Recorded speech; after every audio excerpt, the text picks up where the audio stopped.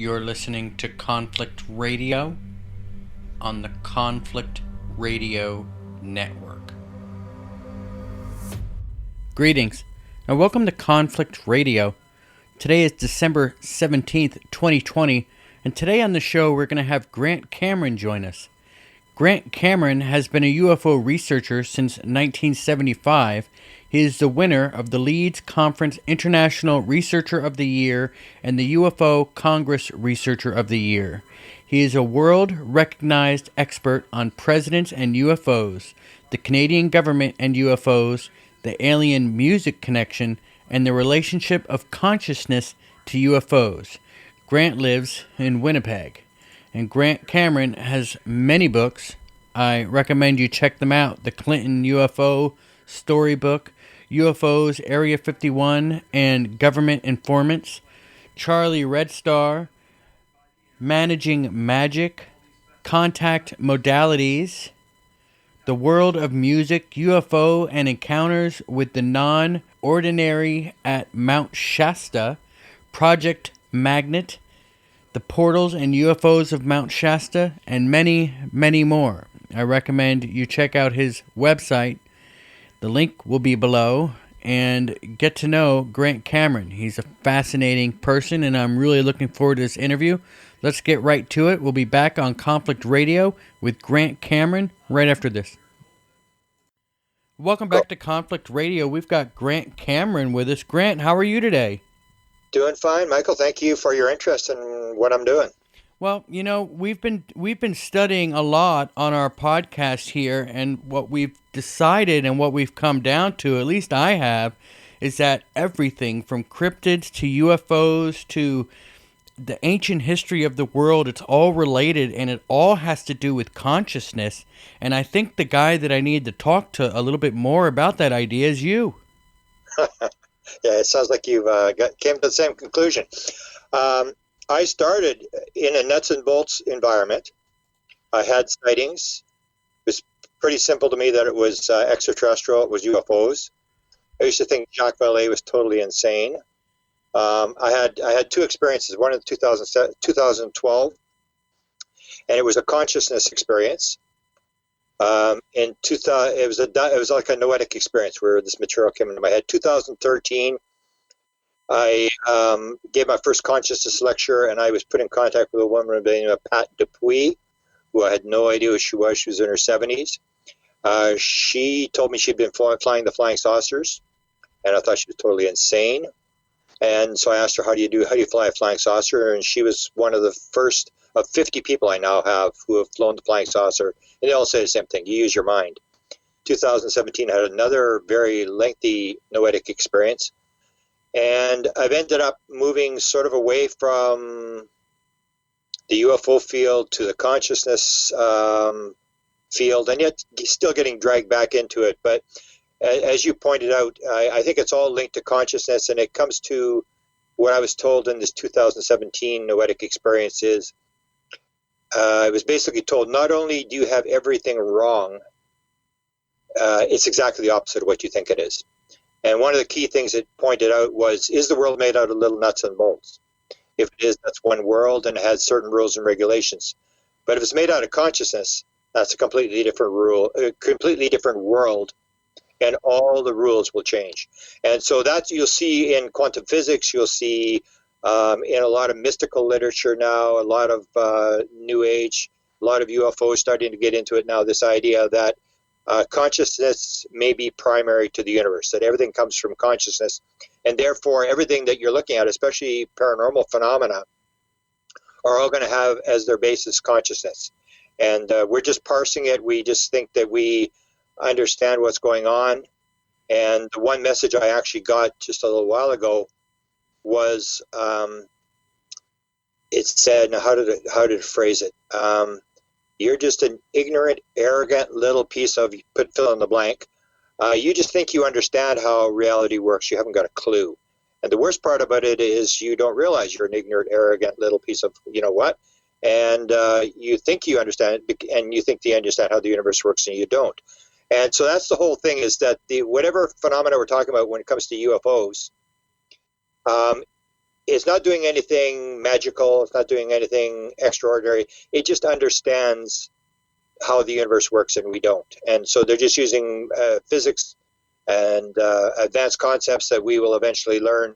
But right now we're in the ego world where we think we got it all figured out, and we're going to grab the little aliens, and we're going to, put them on reservations in Arizona and New Mexico. We're going to steal their little engine out of your flying saucer, and we're going to make some money. And I'm basically saying now, ain't going to happen. I wrote a book called Contact Modalities, which basically says it's all the same thing. And it's quit parsing it, quit trying to say, psychic phenomena is better than remote viewing, or remote viewing is better than UFOs. It's all going to have the basic underlying premise that consciousness is primary. And when you start to get to that, you start to understand maybe what's going on.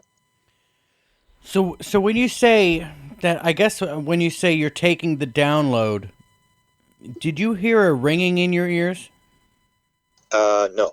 In the contact modalities, I point out 70 different kinds of contact modalities. Now, the ringing would be that something's coming in, you're tapping into something. But the modality idea is basically, like if you take, for example, UFO experiencers, 40% of all UFO experiencers, according to the Edgar Mitchell Free Survey, said at one point during their experience they knew the answer to everything in the universe. The same thing happens to near-death experience people. People who've had near-death experiences will say at one point during their experience they knew the answer to everything in the universe. And so the idea is that all the answers are in the field. Now, the modality that I used in my noetic experience, and noetic simply means it's material that comes as if you're talking to God. You know that this is right. This is not just a good idea. It's absolutely real. And you'll see Edgar Mitchell had this coming back from the moon. So his contact modality was similar to mine. The one I had was in 2012. I was watching Colin Andrews, who was lecturing on crop circles at the big UFO conference, and it was being held in Laughlin, Nevada.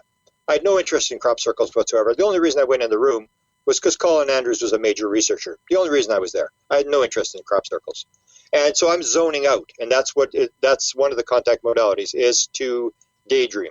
And what you're basically doing in a contact modality is you are shutting down the noise. So if you get a ringing in your ear or something like some of the channelers in the early 50s were getting or whatever, you're tapping in. You're shutting down the rational analytical left brain that causes all the noise. So the signal is there for everybody, but you have to shut the noise off or quiet the mind, like under hypnosis, psychedelics, meditation. All these things are the same thing. It's basically shutting the noise off, picking up the signal. And if it's true that all the answers are in the field, that everything is there, and that the beings give people access to it. So the people that go in the field, the people who are aboard the ship or whatever, when they say they knew the answer to everything in the universe, the beings have given them that answer. They've given them the access, which would mean that the beings have access to everything in the field, and all the answers are there. So you'll see, I wrote a book a number of years ago called Inspired, and it went through this whole noetic thing as well.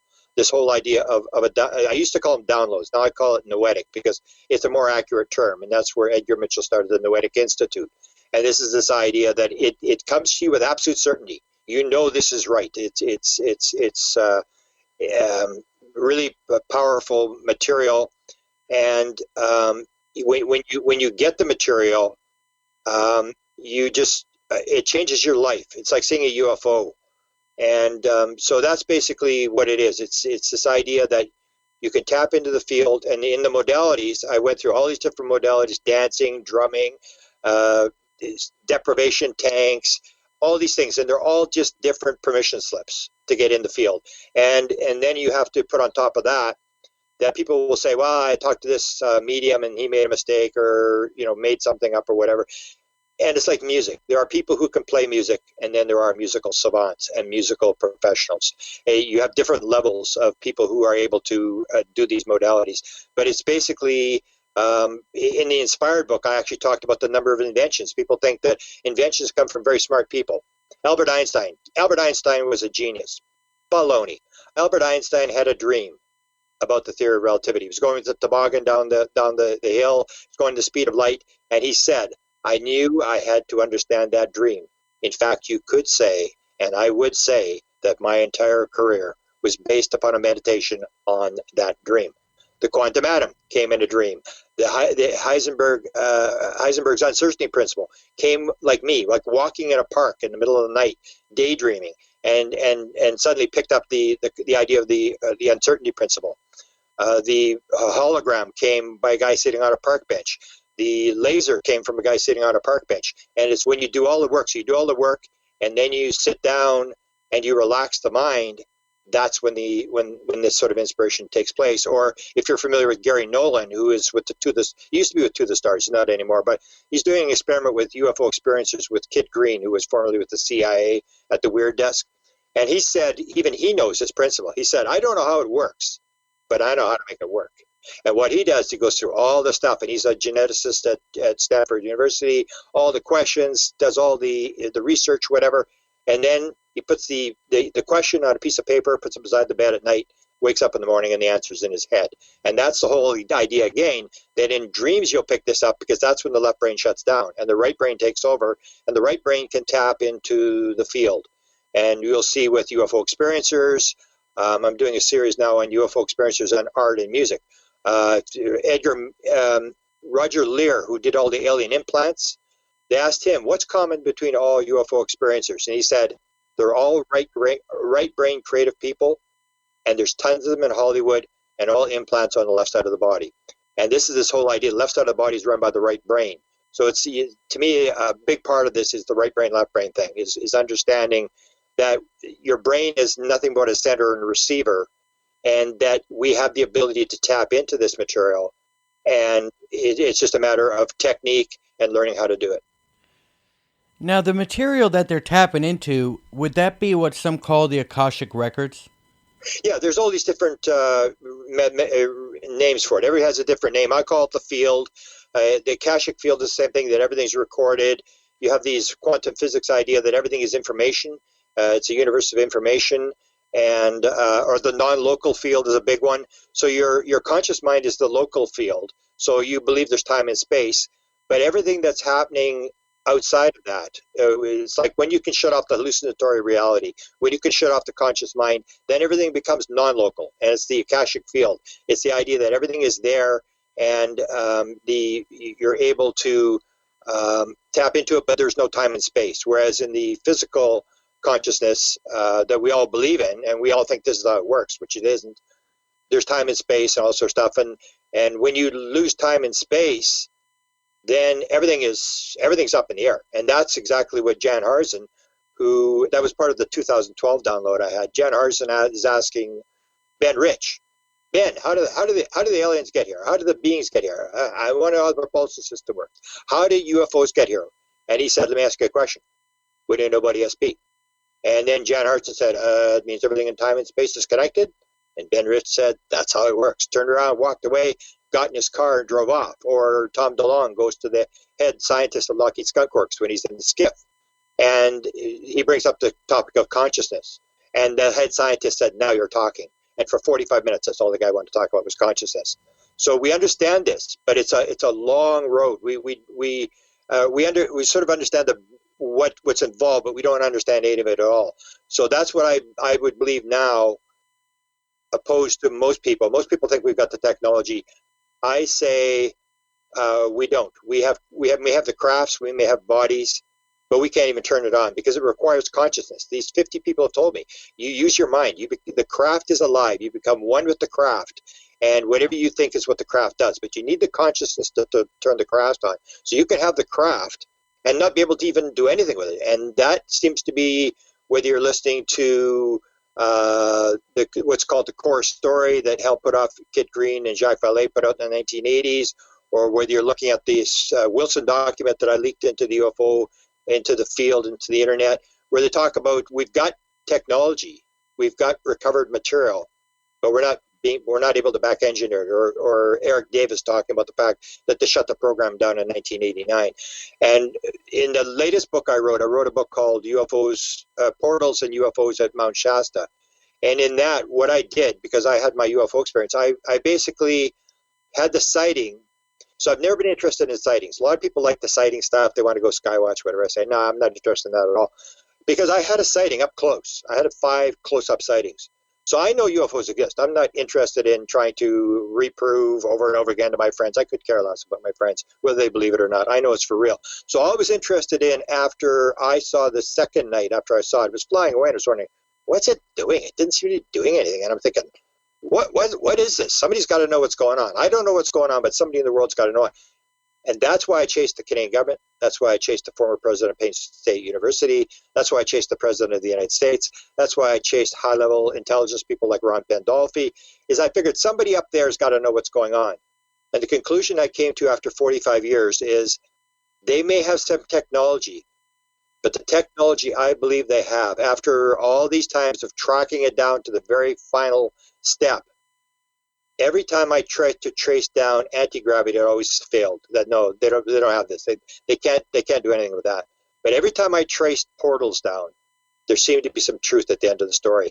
And so I'm just guessing, but I would say if they have any technology, it has to do with portals, that they do have some sort of portal technology. And that links into this very recent story that you hear about this Israeli guy that came out and said that we have, there's an agreement made between us and the beings at a very, very high level. I've seen a lot of stories that seem to support the fact that, yes, that may be true. And there's one particular tape that we're about to put out. You may have heard it. I thought everybody on the internet had heard it. It was a tape that was done with Kit Green. Now, in the CIA, there's what they call the Weird Desk. So the Weird Desk is where they had all the UFO paranormal material. And it was first run by Arthur Lundahl. If you've listened to the latest interview done by Jacques Vallée with Joe Rogan, he talks about this Art Lundahl. Art Lundahl was the first head of the Weird Desk. Very interested in UFOs, did all the analysis on the U-2, the SR-71 photos, briefed the president on the Cuban Missile Crisis, stuff like that. He was followed by Kit Green. So Kit Green was the control officer for the remote viewing program. He took over the Weird Desk, and now Ron Pandolfi runs it.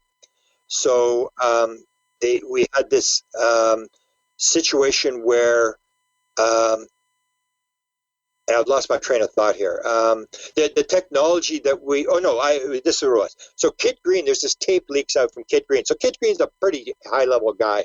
He still contracts to the CIA. He's on what's called what's the name of the program? It's a board where they're looking at very high-end technology, like 2050, what we're going to get. And he's on this board. There's a tape that leaks out. Now, the latest version of it I've gotten, I've had the tape for 3 years. And in this tape, Kit Green, for the guy who leaked the tape, said that Kit Green taped the phone call, and then he leaked it to somebody, and that person leaked it onto the internet. And I got a copy of this tape. So what he's doing is he's talking to an intuitive. And again, you get this whole idea, like we think, oh, well, it's all nuts and bolts, and they're trying to figure out how the anti-gravity works and stuff like this. And Kit Green is, they're working, he and Gary Nolan are working on this program where they're dealing with experiencers. And the key thing is, if you've got a phenomena, the way you need to figure this thing out is exactly what they're doing. Forget about the stuff in the sky. Who cares? I mean, UFOs exist. I mean, you're not going to learn anything by watching how many green ones and how many red ones and how many fast ones and slow ones. You're going to learn the most by going to the people who are interacting with the intelligence beyond the phenomena. And that's what they're doing. They're going to high-level contactees, experiencers, the guys at Rendlesham Forest who touched the craft, who were getting downloads. And they're going to these people and they're doing the DNA. They're checking their DNA. They're doing MRIs. Functional MRIs with the brain. They're trying to find out what's different between these kind of people.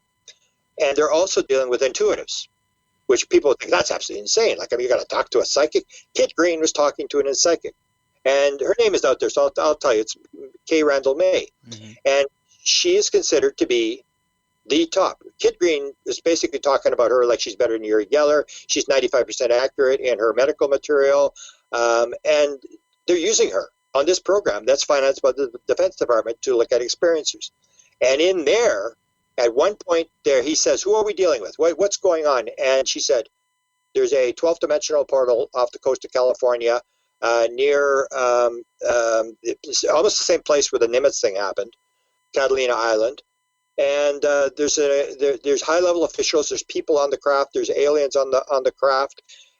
They're there, and they're working on there's a warning about geological destabilization. And they're talking about faults off the coast of California, which is extremely interesting because Arthur Lundahl in the 1950s was dealing with a woman who was also dealing with an alien, who this alien claimed he was dealing with the faults off of the coast of California, which is significant in the 1950s because nobody knew about tectonic plates in the 1950s. This is an idea that didn't come out until later. So there's this idea that there's this agreement that the aliens are giving these warnings to American officials about these fault lines. So I've seen a lot of different stories over my 45 years that indicate, yes, there was some sort of agreement.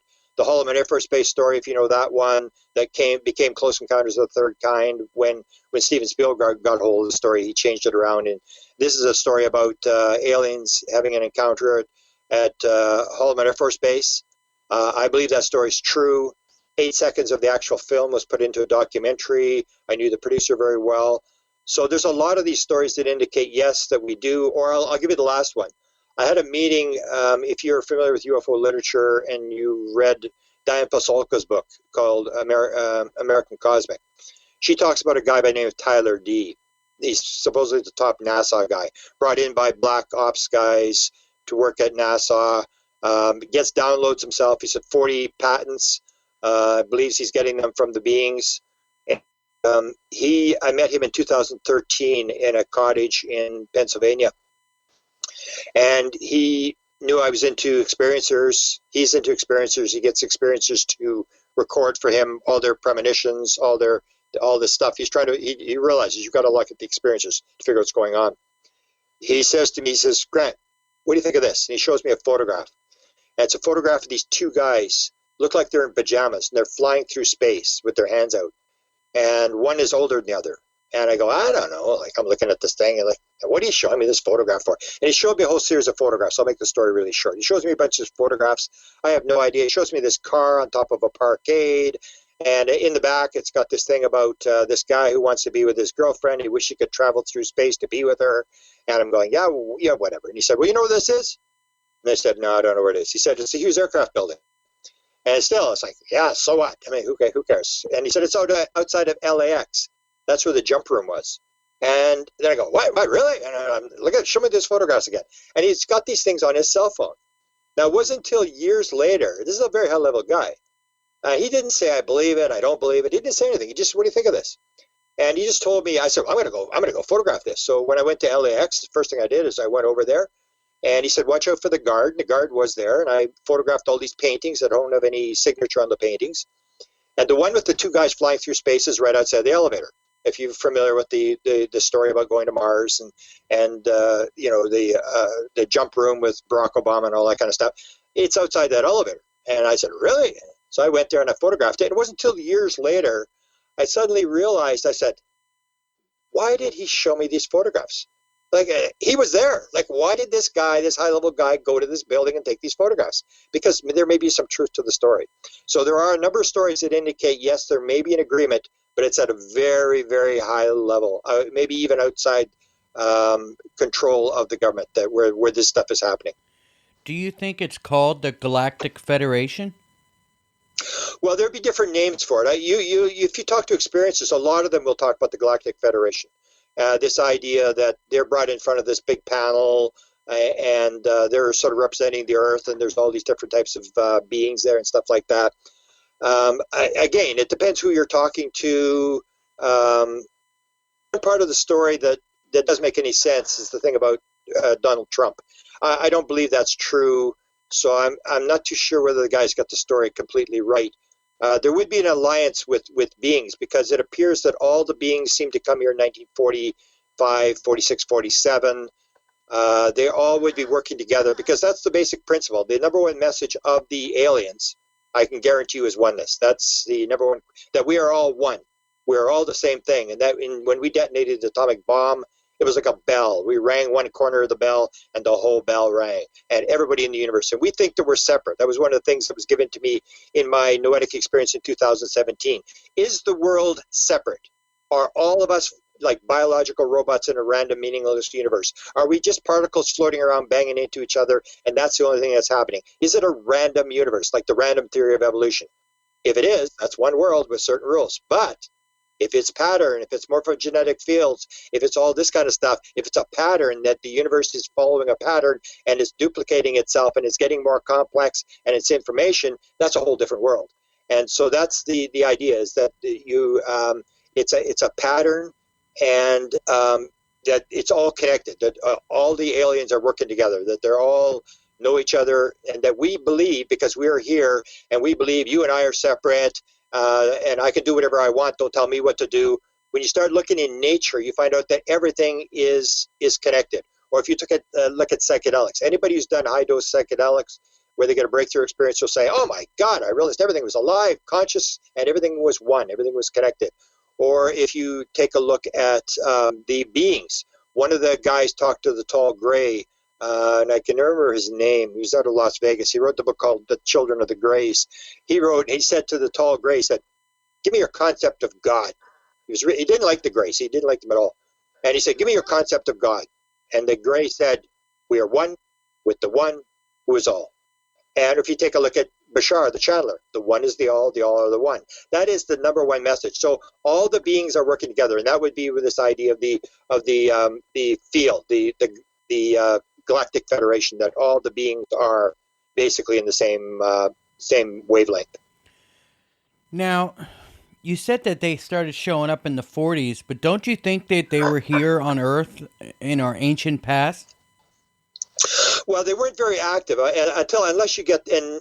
I mean, there's a possibility, I guess, but you're having a hard enough time, and I'm having a hard enough time trying to figure out what they did in the last 40 years. Forget about, let's go back, because the farther you go back, the less accurate your information is going to be. So there may be some interaction, like they help with the pyramids. There's Atlantis, Lemuria, all that kind of stuff. That all may be true, but I don't really know where you go with that. I don't know how you really figure that out. Same as they were here when we discovered the combustion engine in the 1890s. They appeared again, but what they do is they appear completely differently.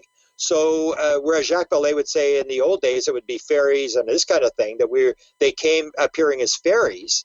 Now they're coming as a different thing. So in 1890, they were wearing the same thing as the men in black. They were in wooden ships with giant propellers on them and huge lights. Now, in 1890, there was no way you could have huge lights on a craft. I don't care if you can say this is human built. There's no way, because you needed the battery power, these huge lights that were off these ships. And the people that were on the ships in the 1890s would say, oh, we're from Mars, and they were wearing weird-looking clothes. And that comes to this theory of wow, which I won't get into. But so they start, and you see them changing. So in 1890, they're in these wooden ships. Then what happens in the World War II? How do they appear? They don't appear as flying saucers. They appear as Foo Fighters off the edges of the Germans and the Allied planes. And they were these Foo Fighters. So the Foo Fighters went on for a couple of years. And then as soon as the war ended, then you had in Sweden, you had these rocket things. And I actually talked to a guy who was in a concentration camp, who was a Canadian Air Force guy, who told me about these rocket ships. He saw them as well. But you only get them in Sweden. And they were going into these swamps, and they have huge numbers of sightings over the years of these rockets that look like rockets going through the sky, landing in swamps. And then you have the UFOs appear, the flying saucers appear in 1947, and then you have the green fireballs appear. So the green fireballs come, and they're around all the nuclear missile silos. They're around Los Alamos, Hanford, where they're refining the plutonium and stuff like that, and then they go away. And then suddenly, guess what? 1952, we detonate the first hydrogen bomb, and about a week after we detonate the first hydrogen bomb, suddenly the aliens appear, and they start talking to people. That's the first alien. It was Adamski and Williamson in the California desert, and the Adamski crafts had the balls under them. Then the balls go away, and then suddenly you get these ordinary looking crafts that are smooth lined. And you get the Greys appear in 1961. And people say, well, the Greys were always here. And I say, baloney, they were. I mean, you may have got one or two cases, but there was no way. It's like the Greys appeared. Then they started showing up, and you had crafts with the windows in them. You don't see crafts with windows in them anymore. It doesn't happen. In the 1950s, 60s, 70s, you had UFO sightings where they were dropping angel hair. You can go onto a UFO stage today and talk about angel hair. Nobody knows what you're talking about. In the 50s, 60s, 70s, we knew what angel hair was. They were dropping it all over the place, and it was this weird thing trying to get our attention. Then you get suddenly the cattle mutilation started in 67. The crop circle started in 1982. You have the reptilians don't appear till 1988. And now you have this new phenomena that I do with the orbs and the beams of light and the mist that people all over the world are photographing stuff. That only started in 2015.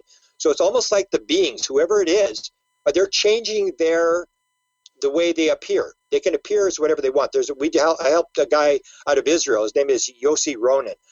Publish his book. He had this experience in California in the 1980s where these green, they looked like grays, but they were green, like green men, appeared. And they gave him this download thing that he can actually go back there and download more material. But anyway, when they left, the way they left the room was they all grabbed hands and they made a circle and they started to swirl around in a circle. And he said they suddenly became translucent. You could see through them. And then they became like light, and the light got smaller, smaller, smaller, till it was a little ball of light, and then it disappeared. So the question is it a flesh and blood alien, or is it a ball of light? And if it's a ball of light, does it eat bacon, eggs, toast, and coffee? And what Ronan was told by them, we come as whatever you want us to be. That you have we don't have bodies the way you see us. We can appear as whatever we want, and you have the same ability to do it. So when they come into the physical environment, they can take on a physical body, but they don't have a physical body. They are not. I don't believe that they're as physical as people think they are, and that's why when I have experiencers, people will say, you get the experience, and you say, were you around the craft? What did the craft look like? Did they probe you? Did it hurt? Were you scared? And they ask all these questions. When I get an experiencer on board the ship, I say, hey, did the alien have any clothes on? And they go, no, he didn't have any clothes on. And I go, did he have any sex organs? And they go, no. Come to think of it, no, they didn't have any sex organs. I said, did he have a belly button? No. Nipples? No. And I said, how do you know it was a male? And they go, I just knew. I knew it was a male. I knew it was a female. Well, how do you know? You didn't see any sex organs. How do you know? You say, I just knew. And that's the whole thing, is when you start looking at the beings, or I've asked people, did you ask him if he's an alien? And I had a couple of people say, he asked him, are you an alien? And he goes, no, not really. And this is the whole deal. You start questioning, or you go to Betty and Barney Hill. The gray experience, they're wearing baseball hats. They're wearing hats. So like, what, do they have a baseball team on Zeta Reticuli? There's all these sort of things that indicate to us, like, hey, take a closer look. Get up closer. What is this really? And we assume that it's a flesh and blood alien, but if it's a flesh and blood alien, it should have sex organs. Or I say to the people, I asked Betty Andreasen, not her, but her husband, they were on the line together. And they both had their first experience with their beings in 1946. So I said to Betty Andreasen's husband, I said, let me ask you a question. You saw the being in 1946, yeah, and you're seeing him now, like you're 80-some years old, whatever. Yep. Did the being ever get any older? No, but the aliens live a long time. People always say the same thing. And they'll always say, no, it never got any older.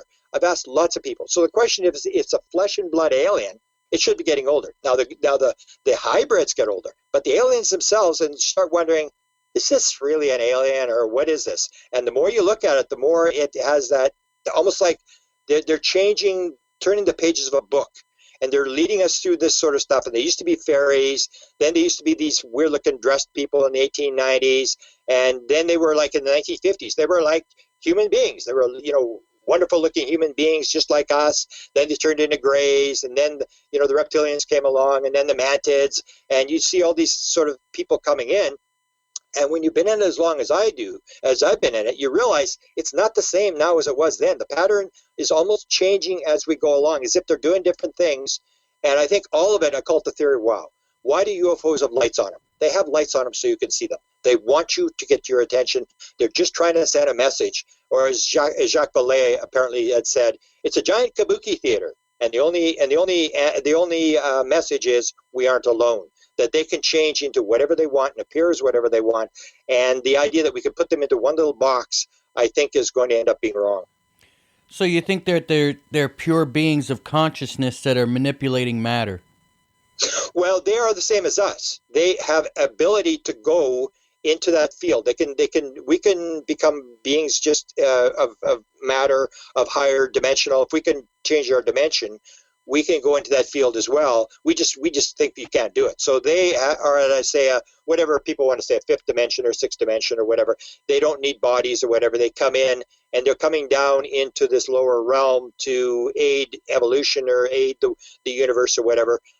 So I think everybody's got the same thing. It's all the same thing. There's not us and them. There's just one thing, and they are in a different vibrational frequency than we are.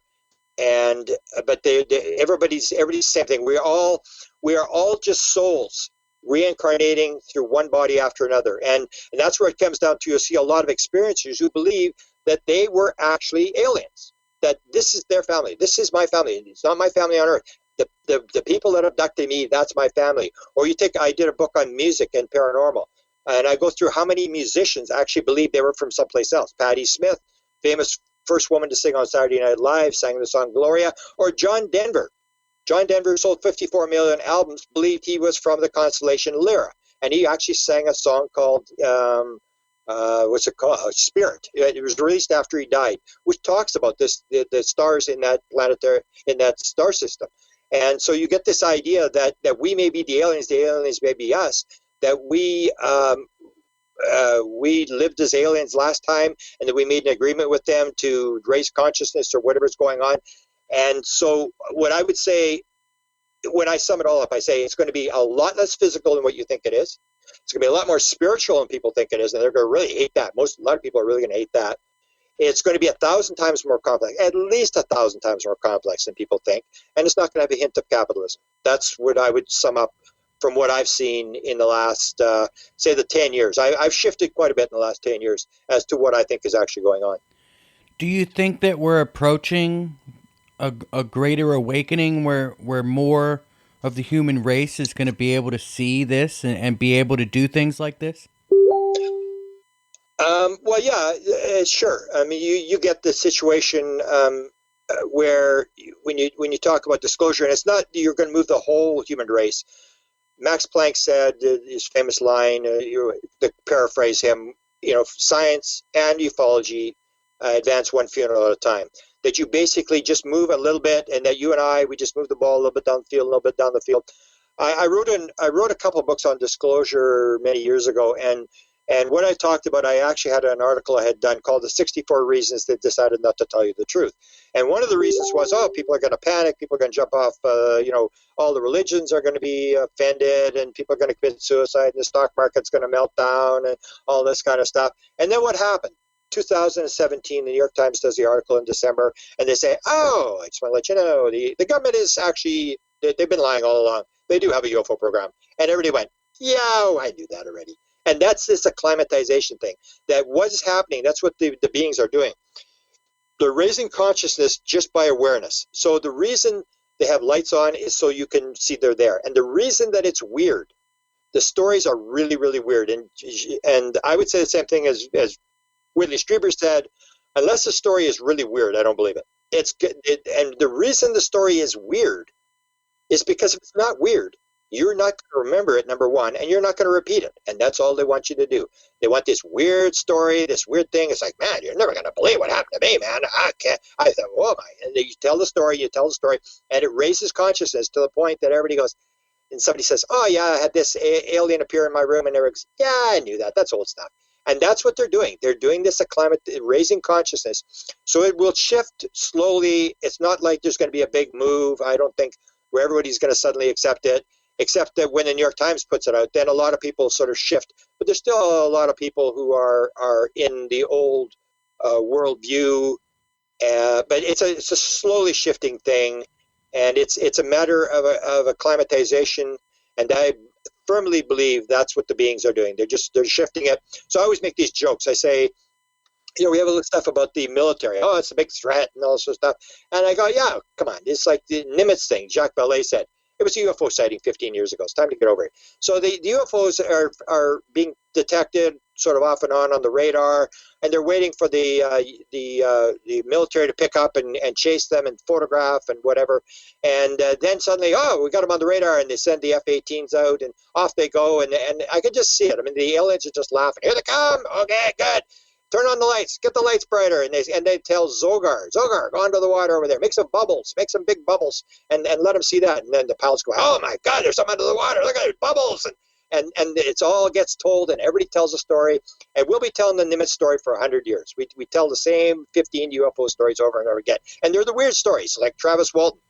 Why is Travis Walton the most famous abductee of all times? For only one reason. He remembered nothing when he was on the craft. He has no story. Really, basically no story except for one story. He was gone for 5 days. So the aliens say, hey, man, This is just when abductions were starting. There was only Betty and Barney Hill. There was the Shermer case in 67, Pascagoula in 73, and then Travis Walton, which happened the same year as my experience. And so nobody really knew about abductions. So they said, hey, man, you know what? We've got some attention. Let's grab a guy and take him for 5 days. That's the only reason Travis Walton is famous, because he was abducted for 5 years. He's on the circuit every week. Everybody wants to talk to him because he's the guy. If he had been abducted for 2 hours, you never would have heard of Travis Walton. And that's what they're doing. I believe they're doing this really weird stuff. The paranormal does the same thing. It's not just UFOs. So paranormal, ghost phenomena, all this kind of stuff. They do the same thing. They do what's called the trickster phenomena, and it's this really weird stuff where you're starting to wonder whether you're sane or not. I can't believe that happened, and you tell the story, and it's raising consciousness. It's making you say, the world is not quite as physical as you think it is. And people, it's so, as opposed to landing on the White House lawn and saying, we're here to bring you freedom, democracy, Jesus, and McDonald's, at which point everybody turns their guns at them and say, get the heck out of here. They do it indirectly. They drop the breadcrumbs. They make you think. They make it really weird. And you think, and you're trying to figure out, like, wow, what is going on here? And that's what happened to me when I had my sighting.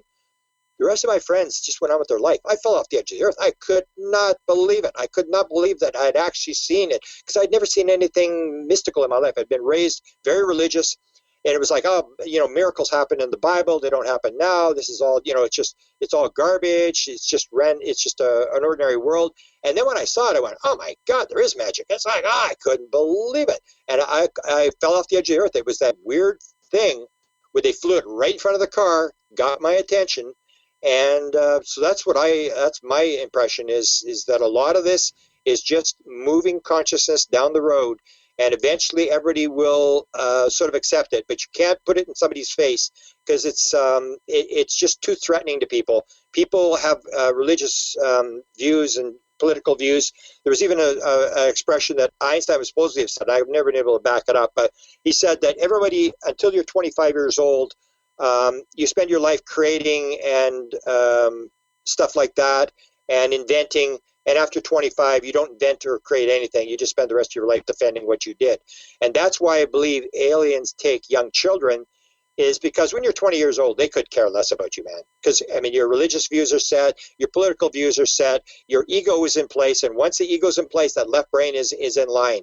You're going to need big giant boots and a shovel to get through your brain to dig down deep enough to put an idea in your head. They get kids very young, and that's why they train them, because once you're set, so it's the idea that things advance one funeral at a time, that the new generation comes on, they're more accepting of aliens and stuff. They see it on TV all the time, whereas the old generation just like, no, don't bother with that, that's all garbage, that's swamp gas, that's whatever. And you can't change people, which is what people have to realize. I went to I control the Stanton Friedman files. I go there and I gather the Stanton Friedman files. Stanton spent his entire life arguing with skeptics.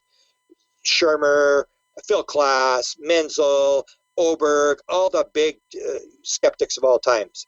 I went through, and a lot of his collection is these things where Stan would say, we were at Oxford University, and we had a big debate, and 78% of the audience said I won the debate. And yet, did he move the guy, the skeptic? He never moved one skeptic 1 inch.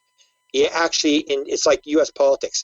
The more people argue, the more they go back into their corners. You do not convince people by arguing. It's just the new generation, and that's what the intelligence behind the phenomena has learned. You can't directly come in and force people to learn things. You do it through this really weird backdoor method of using the trickster phenomena, bizarre sightings, bizarre things happening. People talk about it, and people become accustomed. And once you get 95% of the people talking about it, it's like African-American rights or gay rights. In the end, everybody goes, yeah, okay, whatever. Everybody just sort of accepts it in the end, and that's how society moves along. So some people think that our brains are really in like a safe mode, that we're only using 15% of our consciousness. Do you think that they're on a rescue mission to try to rescue us? Well, yeah, in terms of the environment, sure. 39% of all the people on board the ship, I'll say to them, did you show you the screen? And if they've seen the screen, you don't have to explain what the screen is on board the ship. They go, yeah, I saw the screen. So what do they show you on the screen? And they're forced to watch this screen. And they're shown one of four different things. They're shown a giant wave, which I've even seen, a giant wave, They're shown nuclear devastation. They're shown a flood, and then they're shown, a lot of them are shown this environmental thing. So the kids at the aerial school, if you know the aerial school story, two of them are getting these downloads, which is they were using what's called rapid image cycling. And this is something that the aliens use all the time. And people are not aware of this. So it's used, if you're familiar with, there's a healing modality called the Bankston method. And it's supposed to be the Cadillac of all energy healings that can heal cancer and stuff. Well, Bankston learned it from a guy who claimed he was an alien. At the end of his life, he said, I'm an alien. And I came here to bring this method onto the earth. And they use this image where you memorize, and I was actually trained on it. You memorize 20 images and you start to flip them through your head. And they have to be ego images that appeal to the left brain. So it's like, I want a new car, I want a motor home, I want the car's going to be blue. And you go through all this stuff and all these ego images that will appeal to the left brain. And what you're basically doing is sending the left brain for coffee. You're shutting it down. So that was the one. Then if you take a look at the aerial school kids, the two of them, Emily Trim was one of them to tell us the story.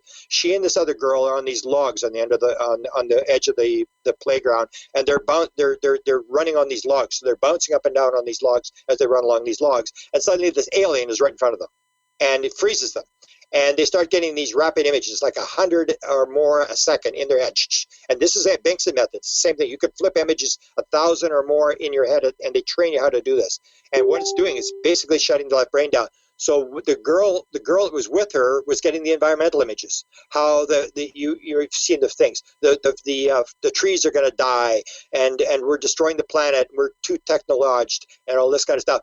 And Emily Trim is getting the technological images in her head, which basically say you've got technology, but you could do better. And the very last one is this giant sort of explosion, which she said doesn't mean the world's going to come to an end. But this is this threat, or not threat, but this warning. They're giving these little 7, 8-year-old kids these messages to carry to the world. Well, otherwise, why would an alien land in a schoolyard? I mean, this doesn't make any sense at all. This is just hype. This is just to get this story out because everybody's going to listen to these little kids, and as now they're doing documentaries, and they're going to do movies on these kids. They're famous about these messages they got.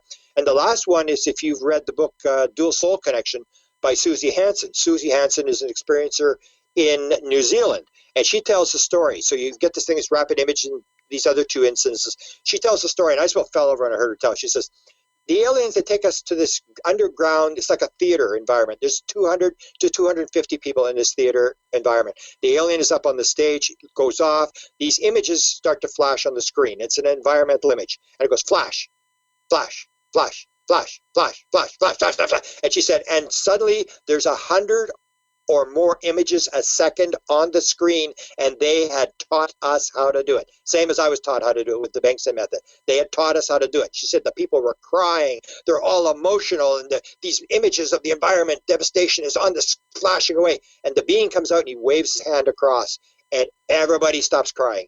All the emotion goes away, but the images stayed in their heads. And that's what they're doing. They're doing this thing where we're at this sort of a peak where we may be at a position where we're destroying the earth, and yet there's this non-intervention thing that they can't come in and do. You can't do your kid's homework for the kid, otherwise the kid's not going to learn anything. So they're doing this sort of standing on the sidelines, giving these indirect warnings, using these soul contract things to put their own people in to pass the message. And the Canadians were actually dealing with an alien in the 1950s. Wilbur Brockhouse Smith, who ran the Canadian government program, was a contactee. We kept it secret for many years. He was dealing with an alien by the name of AFA. And what AFA had told him was the only time we will ever step in is if there's a nuclear exchange. Other than a nuclear exchange, and he said, the alien said, we could prove to you that we could stop a nuclear exchange if there was. We could take the moon in front of the entire world, split it in half, and put it back together in microseconds to prove that we could stop a nuclear exchange. Other than stopping a nuclear exchange, we will allow the human race to stew in its own juices. So a lot of what I think is happening, that you hear the message, they're not here to save us. They're here to save the earth.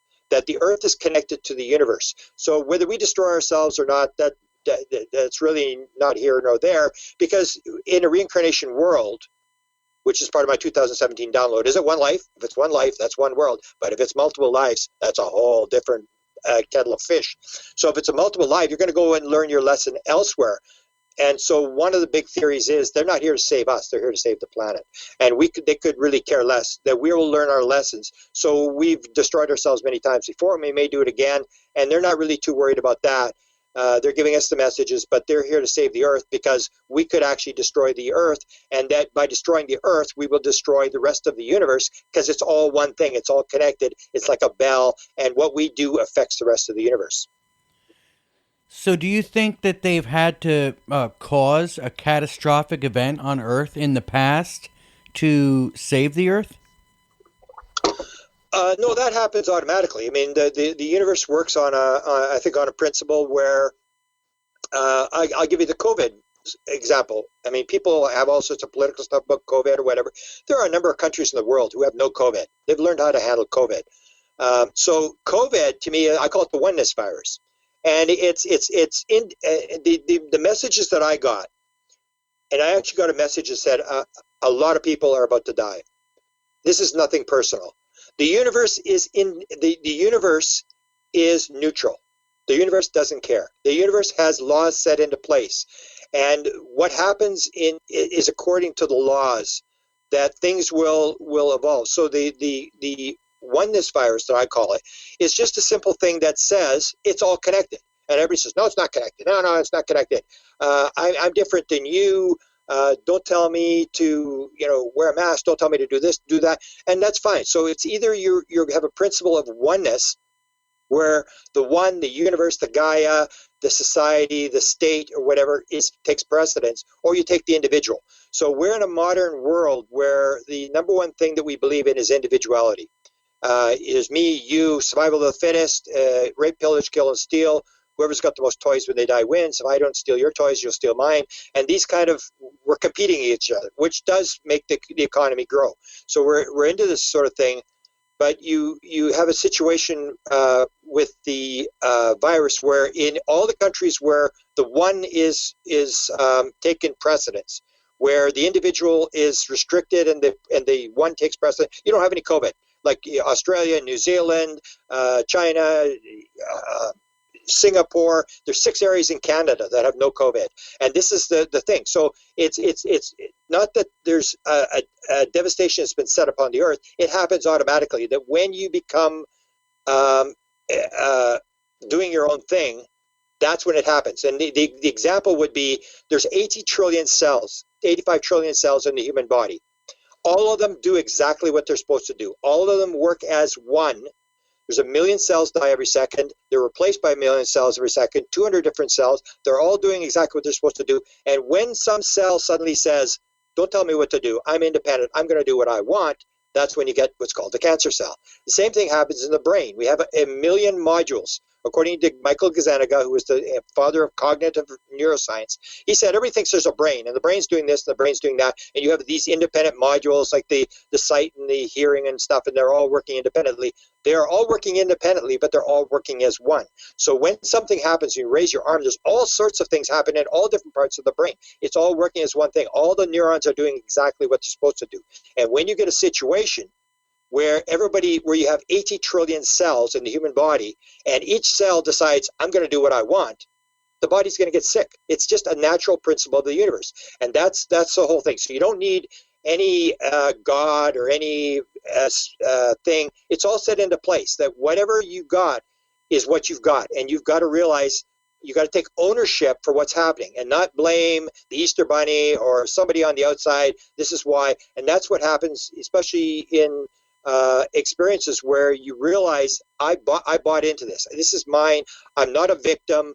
And only when you realize that you're not a victim and you can control your situation and you can do stuff, that's when you start to grow. But as long as we're in this victim mentality where I'm a good guy and there's these bad guys trying to get me, and you go down the victim road and everybody does their own thing, it would make sense. It's like in World War II. There's the prime story has changed just in the last 100 years. So in World War II, there was no radar. So the Germans, when they were bombing London, had to use the lights of London to find London because there was no radar. You couldn't find it.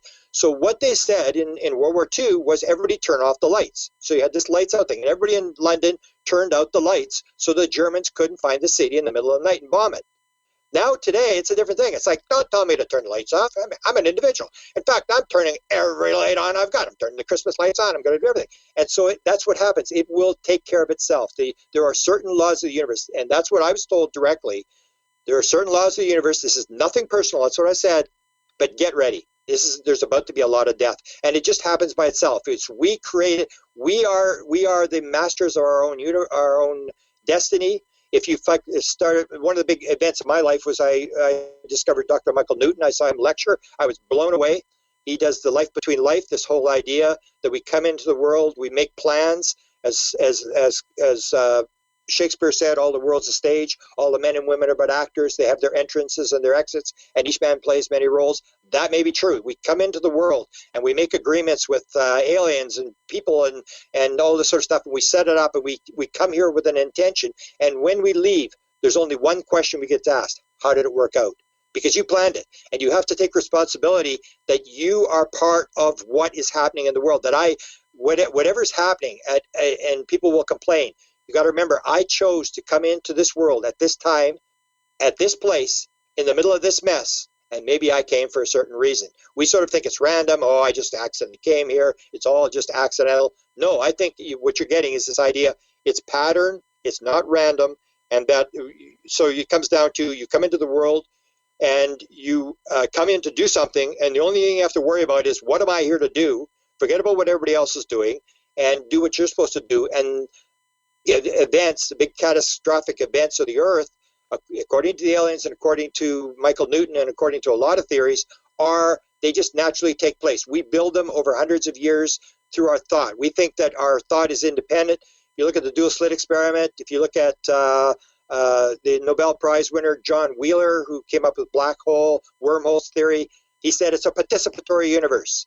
We are part of what is happening around us. We think we're independent. We are not. And the old idea is the dual slit experiment. Nothing comes into reality. Matter does not come in until there's an observer. We are part of what's happening around us, and we have to take responsibility for what's happening around us, and not be blaming the Easter Bunny or Hillary Clinton or all the things that we do, and not take personal responsibility for the fact that we are part of what's happening around us. So we can manifest our own realities. We do manifest our own realities. That's the ultimate theory now, is that it is not that there's any random stuff at all, that what is happening around us is directly, and that's something that's going to take a long time for science to come to conclusion. We have the dual slit and all these experiments that are done that sort of shows this, or as Max Planck said, nothing gets behind consciousness. So consciousness is absolutely primary, that we are creating this sort of stuff. And Einstein hated it. Einstein said, I'd like to know the moon is behind me when I'm not looking. He hated this idea that we create reality. And yet they did the experiment in the 1980s, this with the two particles going in opposite direction, where they send the signal. This is the challenge by Einstein, this theory that this would prove quantum mechanics wrong. And Einstein turned out to be wrong. Yes, there is this element that your consciousness does affect what is happening around you, and it's been proven scientifically. Do you think that there are forces on the planet that are trying to keep our consciousness suppressed? Well, on an individual basis or collectively, we get packs together, but I don't believe there's it'll come down, like, people think there's like the secret society people, and there are those, but basically it's controlled by money. So the people with the money move stuff. Or if you even take a look at influences of people used to talk about the military-industrial complex. So in the UFO community, that was always a big thing. Oh, it's the military-industrial complex, and they're messing us around, and they control things. And when I went to the Eisenhower Library to study UFO, there was no UFO documents there, so I was studying the military-industrial complex speech. And what I discovered there was it wasn't actually the military-industrial complex, it was the military-industrial congressional complex that Einstein was worrying about. And that's exactly what's happening today. So what you do is you get everybody into the thing, and everybody's making money. So an example would be the F-35 jet fighter. It is made in all 50 states. There's parts made in all 50 states. Now, why would they do that? Because if you're a senator, you ain't voting against it because you got people in the thing. And what you do is you loop the senator in. He's got jobs in his district. You get the contractors involved, you get the military involved, and it's this vicious loop that you cannot stop because nobody's going to vote against it. And so it's this money thing that when you realize that the people with the money are controlling, so there's not like a sort of a secret Illuminati, although they may call themselves. It's people with money have power to affect laws. So it's like the thing about disclosure. People say, okay, what about disclosure? Why don't they listen to us? And I said, I wrote the book on Hillary Clinton and Bill Clinton and their interest in UFOs. And I said, if you send an email to Hillary Clinton, because she was the one that I think's behind all this disclosure that's happened with To the Stars and stuff, her and John Podesta. So you can send her an email. She probably ain't going to answer it. But if she's running for if she's running for president, and you give her the maximum $35,000 and go to one of her dinners for $35,000, I guarantee you Hillary Clinton's going to listen to you. And that's the problem, is that the people who are running the show are taking money. They need so much money to get reelected. They're taking money from people, and those are the people that are running the show. So you may have your little one vote. Nobody's listening to you because you're not putting any money in. A guy who's got billions of dollars and is investing and financing a campaign will be listened to. And so it is his options, it's his money, it's his businesses that will be supported rather than yours. Once the UFO community's got a lot of money and they can influence elections, they will have just as much power. But it's basically, I say the United States, there's only 3 rules. Number 1 rule is money, number 2 rule is money, and number 3 rule is money. And it all works by money. Whoever's got the money, whoever's got the gold makes the rules. And that's basically what's happening. So I don't think it's a direct Illuminati type thing where people are behind the scenes. The people that have the money behind the scenes are all linked up together, and they're getting what they want because they're able to influence the political situation, which hands out the money. So what's next? Well, it's a gradual evolution. That's why I say you come into the world and you realize that you and I came into the world to do something. And all you got to do is figure out, like, why did I come here? And am I doing what I'm supposed to do? It really doesn't matter what happens. I used to be sort of worried about whatever, and that's where the beings seem to give this message that it really doesn't matter what happens. And I say this sometimes and people get upset. And it's like, it really doesn't matter if we destroy the world. It really doesn't matter at all. There's a song, I did a book called Tuned In, the Paranormal World of Music, and the only reason that I got dragged in is the synchronicity thing, where the guy said, the message is in the music, the aliens told me they want you to know this. And I said, well, I don't listen to music, I have no interest in music, I've never listened to music. And he said, well, you should listen to Kashmir by Led Zeppelin. I go, whatever. And they said, oh, and the other song you should listen to is After the Gold Rush by Neil Young. And I went, Neil Young? Neil Young's involved in this thing? And he said, yeah. And Neil Young, I live in Winnipeg, Manitoba, Canada, which we have a joke. I mean, Canada's one of the most popular places in the world to live, but Winnipeg, Manitoba, Canada ain't part of it. I mean, even people in Canada don't want to visit Winnipeg. I'm in the coldest major city in the world, but Neil Young grew up here. So I go, Neil Young's involved in this? Oh, I'm going to look into this. And I looked in, and at the end, he talks at the end of the song called After the Gold Rush, he talks about the fact we're treating the world like a gold rush. And when the gold is gone, the silver seeds, the flying saucers, are going to come and take the chosen ones to another planet because it's going to be like a ghost town. So it really doesn't matter. We're going to go to another place. We're going to learn something.